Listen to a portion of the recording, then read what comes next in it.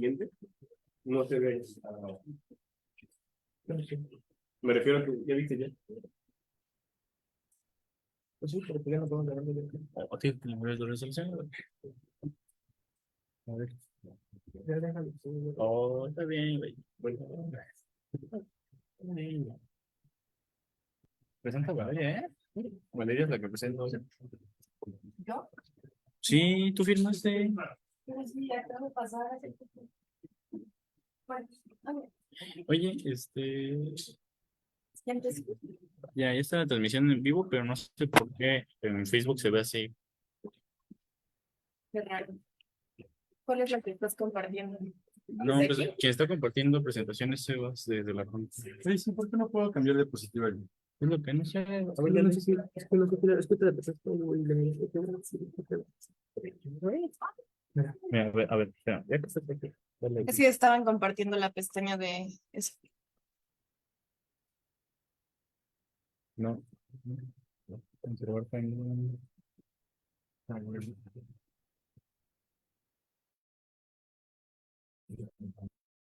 Se ve bien. Y ahora. Comparte. Lo cerraron. Es que cerraron el PowerPoint. Pero Les pongo el pen. ¿qué pedo? ¿Cómo está la presentación abierta? Dale, quiero ponerlo si abrimos el PowerPoint. Es que la sacaste. Tú lo cerraste, no, con ellos nada más lo sí. Eso está. Sí.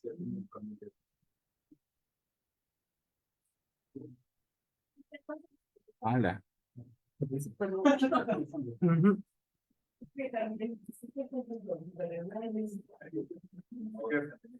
Ya, no es el modo presentación.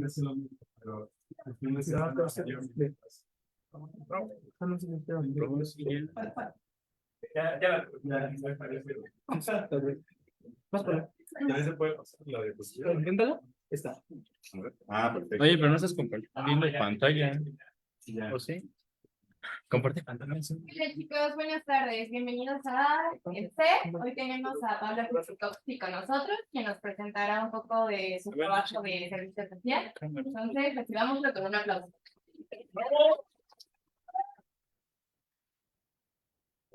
Gracias, familia. Pues bueno, realmente me quiero presentar ya probablemente yo nada más. Soy Pablo Krzyzkowski y este es el trabajo que he desarrollado durante mi servicio social. Aún no concluye, por ende al final les voy a platicar un poco de lo que ya estoy haciendo yo como proyecto final para el servicio social.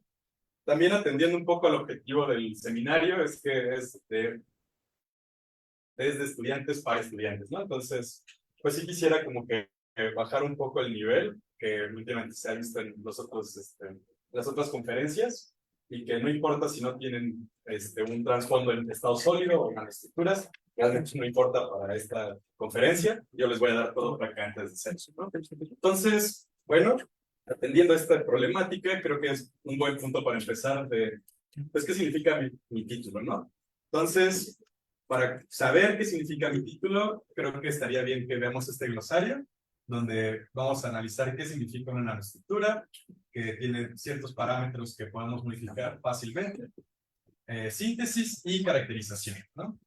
Entonces, antes de tocar estos temas, justamente la motivación que tiene estudiar nanotecnología y nanoestructuras en sí, es que cuando ya analizamos el mundo nanoscópico, realmente presenta propiedades súper distintas a lo que sería una presentación en bulto.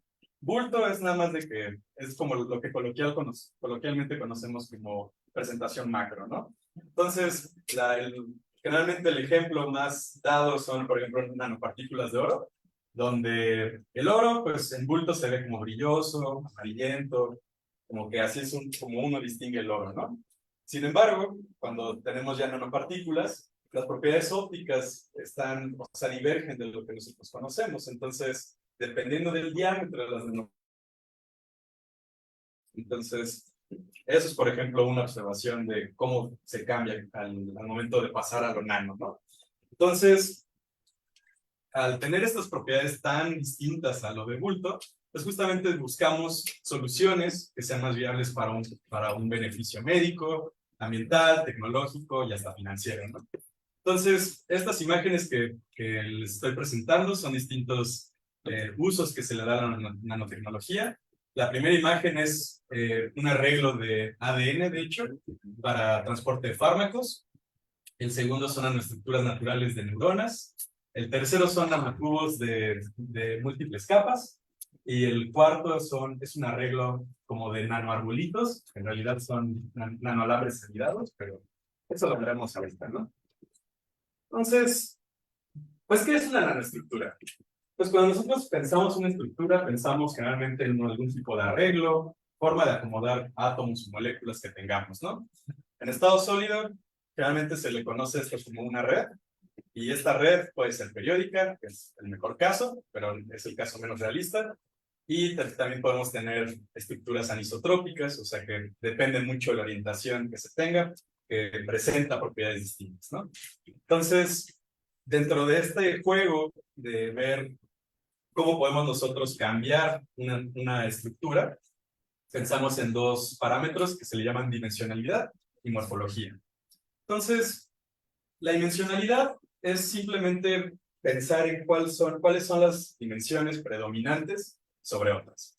Con predominante solamente me refiero a que arbitrariamente nosotros fijamos una escala y si rebasa esta cota, pues entonces esa es la dimensión predominante, ¿no? Entonces uno puede pensar, por ejemplo, en nanoestructuras uni- y bidimensionales, que son de las más comunes sintéticamente. Unidimensionales simplemente es, por ejemplo, pensar en un alambre, ¿no? En un alambre, pues realmente el diámetro es prácticamente imperceptible a comparación de la longitud que tiene este alambre. También tenemos dimensionales, creo que el ejemplo más clásico que se da es el grafeno, que son capitas de carbono. Y bueno, como pueden ver, hay como varios acrónimos. Estos acrónimos se utilizan generalmente en artículos de investigación y todo por el estilo. Entonces, en unidimensionales tenemos nanolambres, nanotubos, nanovaras, nanofibras, etcétera, etcétera. Bidimensionales tenemos grafeno, también tenemos nada más nanocapas, que en este ejemplo es creo que óxido de titanio o óxido de tántalo, pero yo digo que se ve bastante padre, ¿no? De cómo tenemos microscopía electrónica. Y bueno, estas otras dos dimensionalidades, 3D y 0D, son como casos excepcionales a esta cuestión de dimensiones predominantes, porque esta escala arbitraria que había mencionado es más o menos de 100 nanómetros. Entonces, cuando las tres dimensiones de la estructura rebasa estos 100 nanómetros, pero tampoco es aún en bulto, entonces se habla de una nanoestructura tridimensional. Entonces, en este caso tenemos, por ejemplo, nanoflores, que presentan muy distintas propiedades a nanoalambres, por ejemplo. Y también tenemos seriodimensional, que no significa que no exista, sino simplemente significa que ninguna de las dimensiones es predominante, ¿no? Entonces tenemos una cierta simetría y, como pueden ver, este pequeño puntito es un fullereno, y este fullereno tiene más o menos de radio 0.7 nanómetros. Entonces, como pueden ver, tenemos muchísimas dimensionalidades con las que podamos jugar para una nanoestructura. Fullereno, nanolambres de óxido de zinc, también aquí es óxido de tántalo, flores creo que son de silicio. Y también podemos hablar de una morfología. Morfología simplemente se refiere a que podemos nosotros manipular literalmente el aspecto que tenga la estructura, ¿no? Entonces, estas imágenes que vemos aquí, todas son el mismo compuesto, todas son de hecho óxido de zinc. Entonces, manejando o bueno, manipulando ciertos parámetros experimentales, podemos obtener distintas morfologías. ¿Para qué nos...? Bueno, pues resulta que manipulando cualquiera de las dos, se presentan propiedades extremadamente distintas y que podemos nosotros justamente ingeniárnoslas para darle un uso diferente, ¿no? Entonces, la primera imagen son, digamos, creo que eran nanofibras, la segunda son ya nanotubos, tercera sí son nanobigotes. También eso es una cuestión de la nanotecnología, ¿no? Piensen en una estructura y nada más pónganle nano antes, ¿no? Entonces, así es como se hace la ciencia en nano. Y también, por ejemplo, en esta imagen tenemos nanocruces, que da un poco el juego de si es bidimensional o unidimensional, realmente depende mucho del uso que se le dé. Entonces, morfología y dimensionalidad son esos parámetros, ¿no? Entonces, luego también podemos hablar de algo llamado síntesis. En el mundo de química, síntesis se utiliza estrictamente hablando cuando tenemos precursores, que son compuestos o elementos, y como producto después de una reacción química, tenemos un compuesto a partir de estos precursores, ¿no? Entonces, es más o menos lo equivalente en el estudio de nanoestructuras. La síntesis, si lo pensamos como en términos de cocina, es como donde hacemos la comida, ¿no? Entonces, aquí es donde literal usamos un horno, estamos utilizando pinzas, todo lo es equivalente respecto a cocina. Entonces, también se le puede hablar como sinónimo un crecimiento. Se puede utilizar síntesis o crecimiento de forma análoga.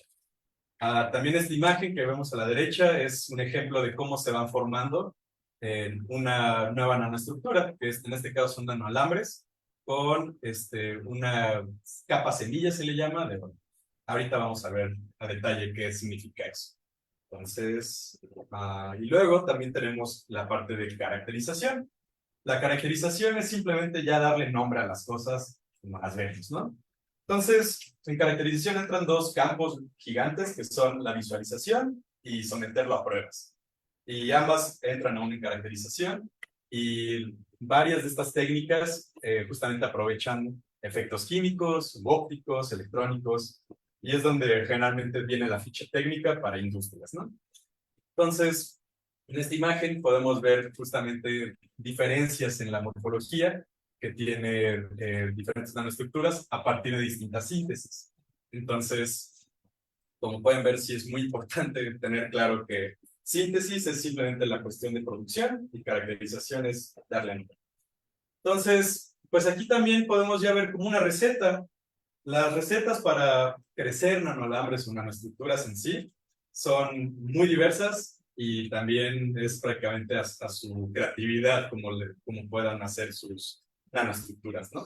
Entonces, de hecho, ustedes también podrían crecer sus propios nanoalambres, solo que, bueno, creo que necesitan un horno como de 300,000 pesos nada más. Entonces, aquí lo he dividido en 5 etapas, que es como desde el inicio de producción de un nanoalambre hasta ya la aplicación, que es donde ya entra un poco más mi trabajo, ¿no? Entonces, lo primerito son los precursores. Experimentalmente es como de los puntos más importantes porque hay que garantizar limpieza, higiene, pureza de los materiales, los precursores que se utilizan. En este caso, justamente yo lo que trabajé en el servicio son nanoestructuras unidimensionales que van a ser nanolabs. Entonces, lo que se utiliza es un sustrato de silicio dopado. Dopado simplemente significa que en la estructura cristalina del material o del precursor se va a modificar algo de la base que es el material. Entonces, este silicio dopado se dopa con, de hecho, una monocapa de óxido de zinc. Y también se utilizan polvos aquí falta una O, que es óxido de zinc y carbono. Y también hay otros puntos que tienen que ser garantizados, que sean súper limpios y que tengan una buena reproducibilidad.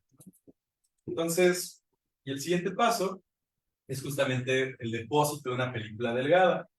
Queremos esta cuestión de la película delgada porque si recordamos diapositivas anteriores, pues no les expliqué realmente cómo se sintetiza en sí una nanoestructura. Entonces, la forma en que se ha ingeniado, en este caso del instituto, es justamente una técnica llamada BLS, que es vapor, líquido, sólido, y consiste en que vamos a depositar una película delgada de oro sobre tiene la monocapa de óxido de zinc, de aproximadamente 4 nanómetros. El grosor que tenga esta capa va a variar dependiendo de lo que queramos. Ahorita vamos a ver qué factores pueden cambiar.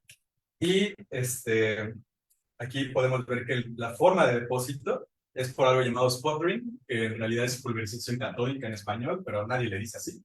Entonces, cómo funciona es prácticamente que en una cámara tenemos vacío y tenemos dos plaquitas. Estas plaquitas, una se llama sustrato, que es la placa de silicio que había mencionado previamente, y el target, que es el objetivo, que de eso queremos que sea nuestra película delgada. Entonces, en este caso el target sería oro y el sustrato sería silicio. Entonces está en vacío y en un momento se le llena esta cámara de gas.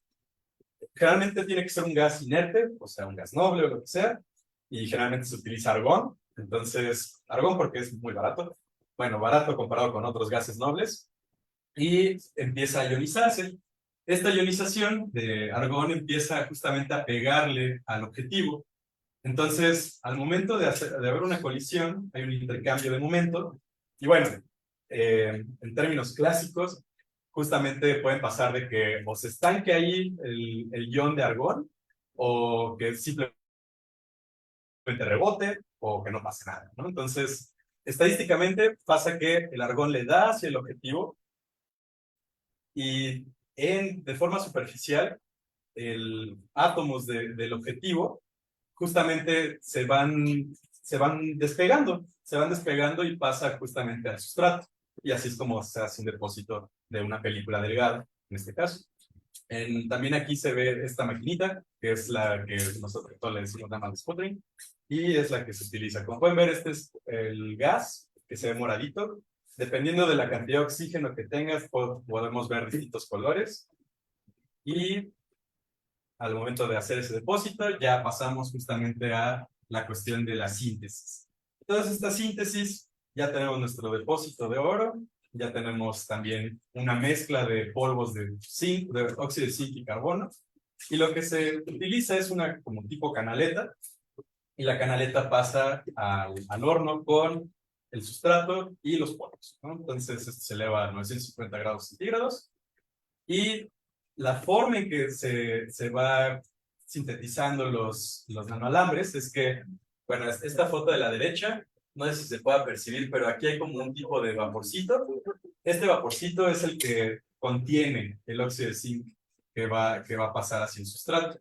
Entonces, este es un crecimiento, este es un diagrama del crecimiento, donde tenemos nuestra película delgada, también el óxido de zinc, que va a ser el dopaje del sustrato de silicio. Después la temperatura lo que hace es que pasa algo llamado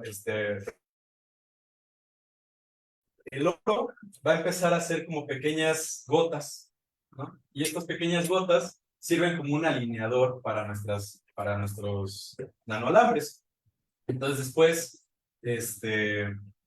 con más temperatura y también algo llamado reducción carbotérmica. Se necesita una reducción carbotérmica porque cuando nosotros queremos que se adhieran las partículas de óxido de zinc a la estructura, pues justamente para eso necesitamos elevar tanto la temperatura para que el óxido de zinc se vuelva vapor.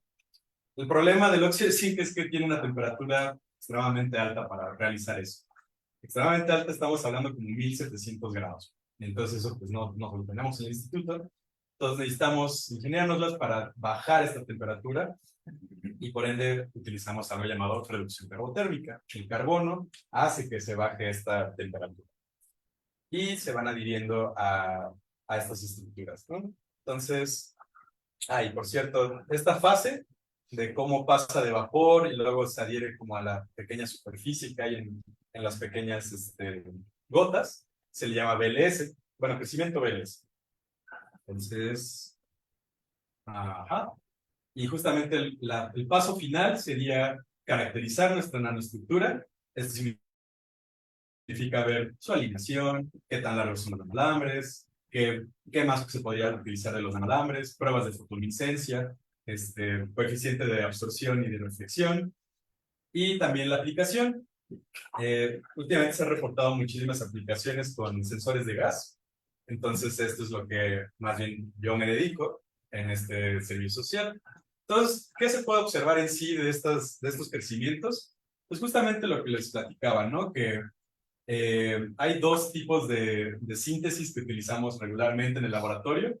Uno es BS, que omitimos la parte de nucleación de los átomos de oro, y BLS, que es la parte donde el oro lo utilizamos como un catalizador metálico, que es liquidito. Y dependiendo de la síntesis, obtenemos una alineación muy buena, pero son alambres muy cortitos. O podemos tener una alineación medio caótica, bueno, no caótica, un poco aleatoria más bien. Y pero son nanoalambres mucho más largos. Dependiendo de estas características, se pueden utilizar para distintos fines, ¿no?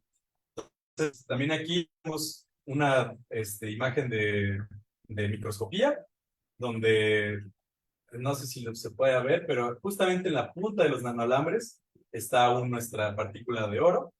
Y esta imagen que está a la derecha es la parte de vapor sólido, que es donde son los cortitos, los nanoalambres cortitos, donde justamente no se aprecia bien el tamaño de los nanoalambres, ¿no? Esta es una vista como superior.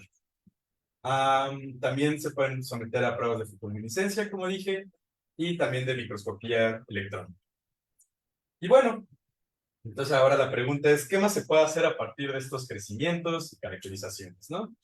Pues justamente lo que uno busca en esta parte experimental es una de dos, o comprobar teorías que ya se están dando y que, perfecto, tengo una nueva técnica de síntesis y veamos si coincide o no, o se busca una optimización, lo cual es lo que yo estoy haciendo, y además queremos mejoras sobre los parámetros de reproducibilidad. Más que un nuevo crecimiento o una nueva forma de síntesis, generalmente se trabaja con algo que ya se conoce, ya está bien establecido, y se busca que sea lo más reproducible que se pueda, ¿no? Entonces, estas nuevas estrategias justamente dependen de para qué lo queremos, ¿no? Entonces, para lo que yo lo estoy utilizando es justamente sensores de gas. Un sensor de gas, simplemente hagan de cuenta que tenemos una capa activa, y esa capa activa lo que tiene que hacer como transductor es pasar señal analógica a un voltaje y detectar como, hay una diferencia, ¿no? Esta diferencia consiste en que vamos a utilizar algo llamado sensor de gas por resistividad. Y la forma en que funciona es que nosotros tenemos esta capita, son los nanoalambres, y esta otra capita, banda conductora. Generalmente estos tienen que ser óxidos metálicos para que sea considerado sensor de gas resistivo. Y lo que pasa es que cuando nosotros le pasamos el gas como selectivo, el gas que nosotros queremos detectar con una pequeña mezcla de oxígeno, pues esta pequeña mezcla de oxígeno se adhiere a la superficie de los nanoalambres y eso crea una mayor electronegatividad. Esta electronegatividad va a hacer que cuando pase el gas que nosotros queremos detectar, pues se vaya justamente a cualquiera de estas dos capitas. Si se va a cualquiera de estas dos capitas, genera una diferencia potencial y ahí es donde detectamos el gas, ¿no? Entonces, y esto depende, o sea, ¿de qué depende si se va para arriba o para abajo? Depende si es un gas reductor o oxidante. Entonces, esto significa que si va a donar o si va a recibir electrones, ¿no? Entonces, eso es como a grandes rasgos cómo funciona un sensor de gas con nanoestructuras unidimensionales, ¿no? Y lo que estoy yo proponiendo para optimizar este proceso es algo llamado decoramiento. Entonces, decoramiento se lo pueden imaginar como que ya tenemos nuestra nanoestructura, ya todo bien, pero ahora le vamos a adherir en la superficie nanopartículas. Estas nanopartículas, su característica es que son inertes respecto a la superficie, o sea, generalmente se habla de algo llamado metal noble. Entonces, esto evita que se corroba o que se oxide o lo que sea. Y simplemente es como que queremos ver a partir de qué parámetros podemos nosotros modificar con este decoramiento para mejorar la eficiencia. Se ha reportado una mejora de eficiencia más o menos del quíntuple. Entonces, es un proceso sencillo, pero que mejora muchísimo la eficiencia de sensibilidad de los sensores. Entonces, dentro de este decoramiento, justamente se aprovecha algo llamado efecto LSPR, que en español simplemente es resonancia de plasmón de superficie localizable, que lo que pasa es que estas partículas, cuando están en la superficie, pues justamente los campos eléctricos empiezan a interactuar, además de forma estable cuando no le hacemos nada. Sin embargo, cuando nosotros le emitimos una cierta luz, con una cierta longitud de onda, pues esta longitud de onda puede empezar a que vayan vibrando estos campos. Entonces, de forma superficial van interactuando más los campos y por una fuerza restauradora genera que haya una mayor fuerza electrostática. Entonces, al tener esta mayor fuerza electrostática, pues podemos nosotros aprovecharlo y que se adhieran de forma mucho más efectiva los electrones del gas que estamos nosotros viendo. Entonces, dentro de la propuesta es que se ha reportado con muchos otros gases, digamos etanol, hidrógeno, etcétera, pero lo que no se ha hecho aún son pruebas con dióxido de carbono. Entonces, pues, todos sabrán que el dióxido de carbono es de alta relevancia hoy en día por gases de efecto invernadero, y los mecanismos en que se pueden detectar estos gases varían un poco respecto a esto que acabo de explicar, ¿no? Entonces, nosotros lo que queremos hacer es que la gran ventaja de este tipo de efecto es que nosotros podemos modificar el tamaño de las nanopartículas, la distancia que hay entre las nanopartículas, de tal forma que podemos hasta hacer que este efecto funcione con luz visible. Entonces, y vaya, eso es lo que siempre se busca en este tipo de trabajos experimentales, ¿no? Una optimización que sea barata, sencilla de hacer y que no modifique mucho la forma de trabajo, ¿no? Entonces, prácticamente la propuesta de investigación ahora, que va a ser para empezar tal vez una tesis o algo por el estilo, si a alguien le interesa este tema, es justamente recrear estos decoramientos donde se pueden utilizar varias técnicas. Una de ellas, que es la más sencilla, es simplemente mezclar las partículas con la nanoestructura en una mezcla de etanol, agitarlo y ya quedó. Entonces, vaya, suena bastante sencillo si lo pensamos así, ¿no? Hay otras formas que son, por ejemplo, depósito químico en vapor, pero creo que no es necesario para aprovecharnos de este efecto, ¿no? Y además de todo, bueno, ya tenemos la noción entonces de qué significa síntesis, qué significa caracterización, una nanoestructura, y por ende podemos nosotros modificar estas propiedades para que alcance una eficiencia de lo mejor del mundo, ¿no? Entonces, eso es lo que generalmente se utiliza para este tipo de trabajos experimentales.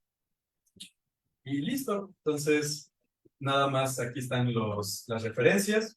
Si les interesó el tema, los invito al evento de puertas abiertas del Instituto de Materiales. Ahí también va a estar mi asesor y todos nosotros ahí enseñándoles cómo se sintetizan y caracterizan estas nanoestructuras, ¿no? Entonces, pues sí, pues muchas gracias.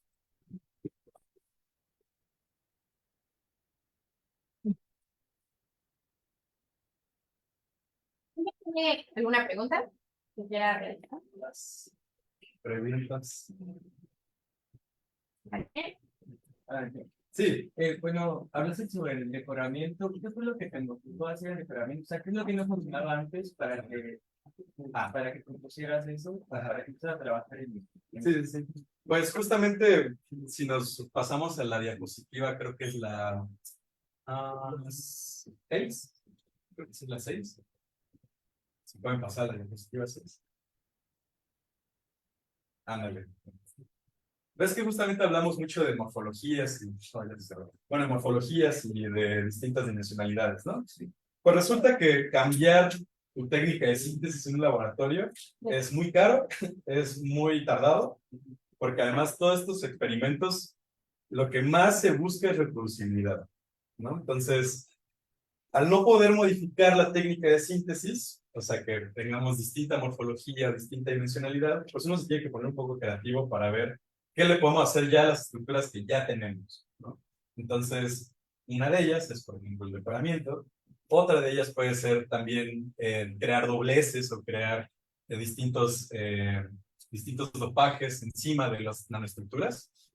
Y eso hace que el decoramiento sea una opción muy viable, porque como dije, la forma en que se adhieren las nanopartículas a las nanoestructuras es tan sencillo como nada más mezclarle en un vasito, ¿no? Entonces, está bastante bien eso para nosotros, y además aprovecharnos de un fenómeno físico que es completamente inofensivo, que sería el efecto del SPR, para tener una mayor eficiencia de detección de gas.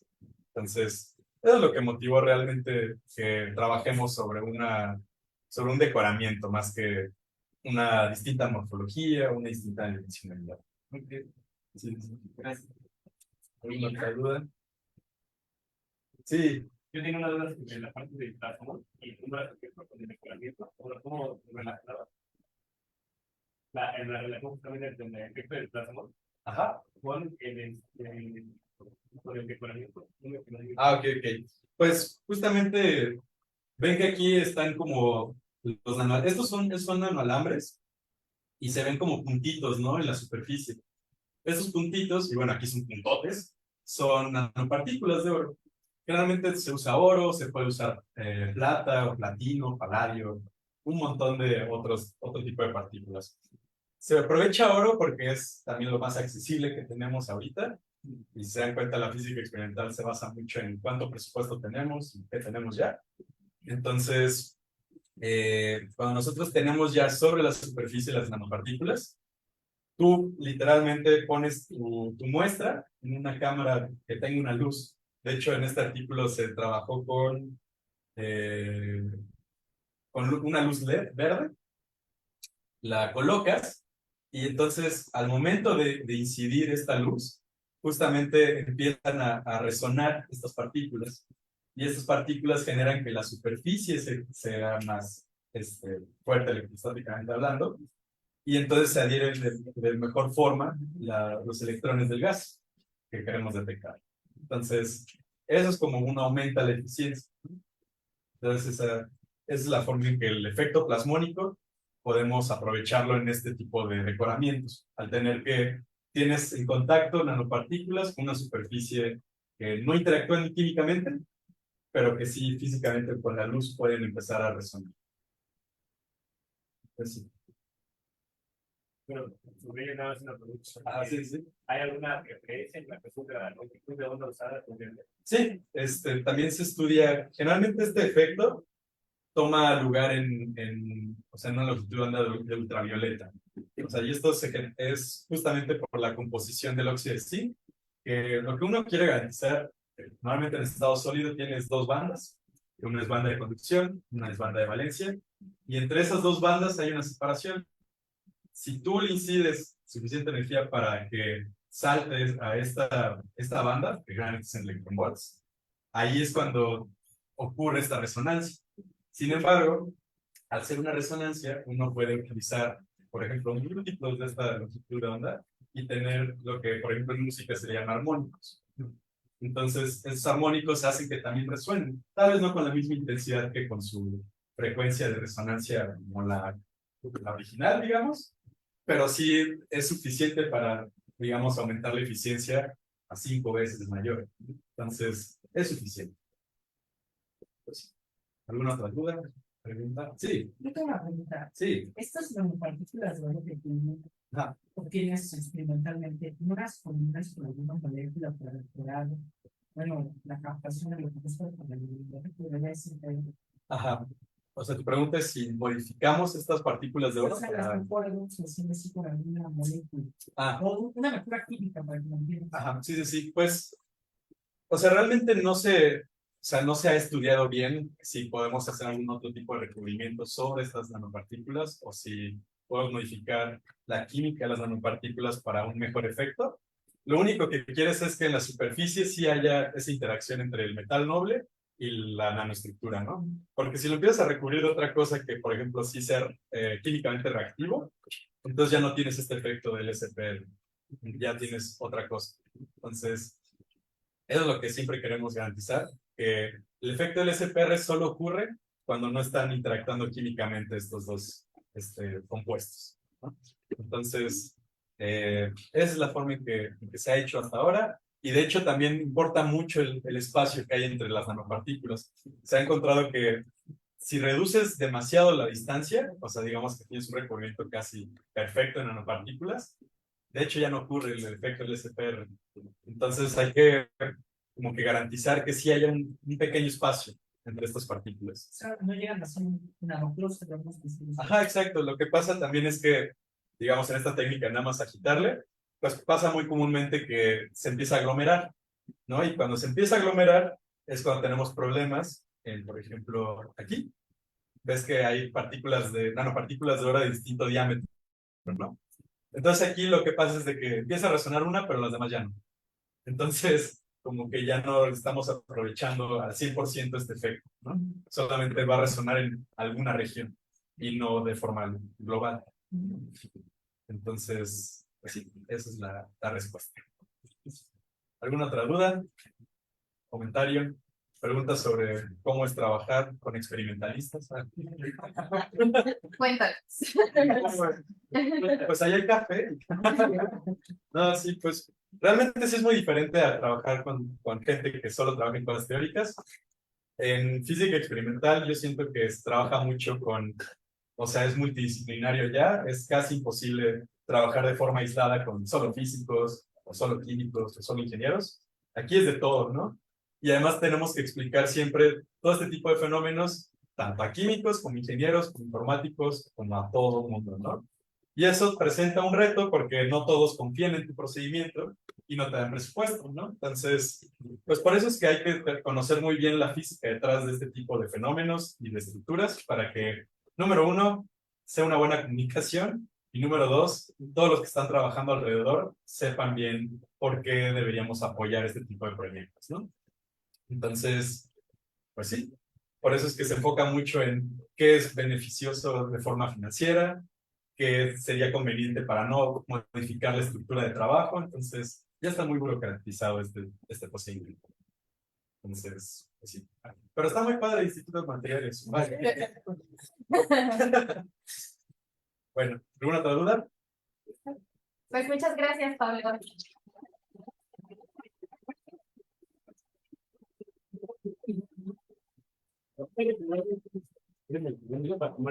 Bueno, hay café, por favor, tomen cafecito, galletas, hay de todo. Gracias por venir. Nos esperamos el siguiente martes.